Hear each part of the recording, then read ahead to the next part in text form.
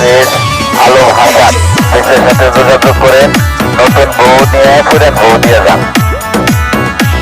সুখবর সুখবর, যাদের বউ পুরান হয়ে গেছে, কথা বলে না, শাশুড়ির কথা বলে না, শ্বশুরের কথা বলে না, ঘরে বসে টিকটক করে, আমরা পুরান বউ নিয়ে নতুন বউ দিই।